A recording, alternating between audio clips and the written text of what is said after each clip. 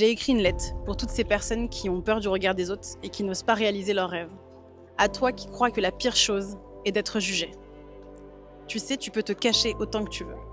Tu le sais et tu sens au fond de toi que ce que tu as vécu et l'impact que ça a eu sur toi n'est pas ta faute et est probablement injuste. Mais maintenant, qu'est-ce que tu vas en faire? Penses-tu que tu es destiné à rayonner et inspirer le monde? Parce que moi, je suis tellement admirative de toute ta force, de toute ta richesse, ton abnégation. Ton cœur est resté pur et solide malgré les épreuves. Même si tu as pensé ne jamais te relever, tu es là. Et waouh, tu peux être fier de toi. Je suis fière de toi. Alors désolée si je te bouscule un peu, mais j'ai une question. Qu'est-ce que tu as à perdre de te raconter et te montrer au monde? Nous sommes des êtres de partage, d'humilité et d'inspiration. Ta vérité peut inspirer d'autres cœurs qui n'osent pas se reconnecter à la leur. Et puis, est-ce que tu es sûr que tu es immortel? Parce que la seule chose dont on est certain, c'est qu'on sait qu'on est de passage et que tout peut s'arrêter demain. Qu'est-ce que tu veux dire à ta version de toi, qui vivra ses derniers instants à se remémorer ce qu'il a créé, reçu et donné? Cette version-là n'a pas envie de regretter ce qu'elle n'a pas fait. Parce que finalement, on regrette le manque de courage, pas de s'être trompé. Parce que se tromper fait partie du voyage. Ce voyage, c'est vivre pour accomplir des rêves et inspirer les autres autour de soi à suivre leur cœur, à suivre ton audace qui nous montre la voie. Ta voix est la voix. Je répète, ta voix est la voix.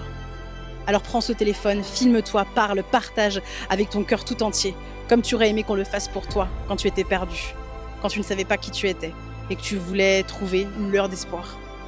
Si tu n'avais plus rien à prouver, plus rien à perdre, si tu pouvais transmettre une seule vérité au monde, qu'est-ce que tu dirais et à qui? Tu as déjà toute la réponse dans cette seule question. Alors vas-y, affirme-toi, même la peur au ventre. Et brille à la vue de toutes les âmes qui cherchent de l'amour à travers tes mots, ce que ton courage a ancré dans la matière. Alors non, tu n'es pas prophète, tu es un humain. Et tu as ta légitimité comme n'importe qui pour donner aux autres et recevoir aussi, sans imposer, mais en restant connecté à ton cœur grand ouvert et l'esprit clair. Parce qu'un simple mot ou un petit geste peut devenir la grande révélation d'un être qui cherchait une autorisation pour oser.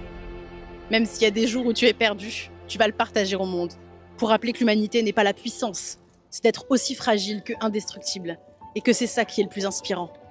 Accepter la chute et en créer quelque chose de plus grand, pour briller et faire briller le monde. Alors par amour pour toi, partage ce que ton cœur généreux a à donner. Et n'aie crainte de ceux qui n'aimeront pas qui tu es. Ils ne parleront que d'eux-mêmes, pas de ton cœur qui sait ce qu'il est venu accomplir.